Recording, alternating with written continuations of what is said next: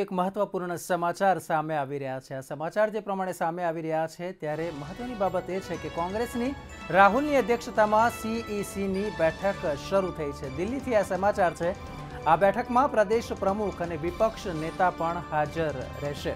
પ્રભારી રાજીવ સાતવ પણ બેઠકમાં ઉપસ્થિત રહેવાના છે। ત્યારે સિનિયર નેતાઓના ચૂંટણી લડવા અંગે નિર્ણય લેવામાં આવી શકે તેવી શક્યતા છે અને થોડી જ વારમાં लगभग 8 જેટલા ઉમેદવારોના નામની જાહેરાત થાય તેવી શક્યતા છે।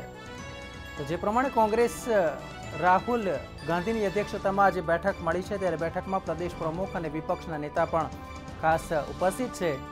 ત્યારે ગુજરાતની એવી કેટલીક સીટ કે જ્યાં જે કોંગ્રેસના જૂના નેતાઓને અનુભવી અને પીઢ નેતાઓને મૂકવામાં આવી શકે છે અને તેનાથી કોંગ્રેસને ફાયદો પણ થવાની શક્યતા જોવામાં આવે છે।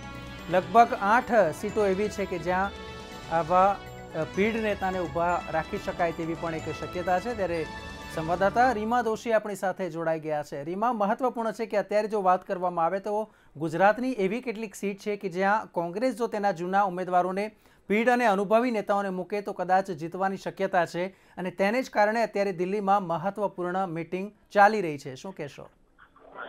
जी ચોક્કસથી જે રીતે કહી શકાય કે દિલ્હી ખાતે અત્યારે સીઈસીની જે બેઠક જે છે તે શરૂ થઈ ગઈ છે।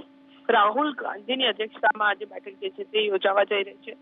ખાસ કરીને આ બેઠકમાં કહી શકાય કે ગુજરાત પ્રદેશના પ્રભારી રાજીવ સાતવ, પ્રદેશ પ્રમુખ અમિત ચાવડા, વિધાનસભાના વિપક્ષના નેતા પરેશ ધાનાણી સહિત અહેમદ પટેલ અને ગુજરાતના સિનિયર લીડર્સ જે છે તેમની ઉપસ્થિતિ છે।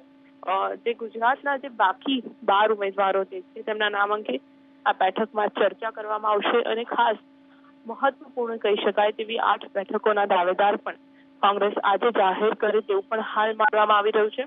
અને સાથે સાથે જે સિનિયર લીડર્સની વાત કરવામાં આવે તો અહેમદભાઈ પટેલ, શક્તિસિંહ ગોહિલ જે ચૂંટણી લડાવવાની જે વાત જે છે તે અંગે પણ રાહુલ ગાંધી આ જ બેઠકમાં નિર્ણય લેશે। જી जी बिल्कुल। तो रीमा, आभार माहिती आपवा बदल।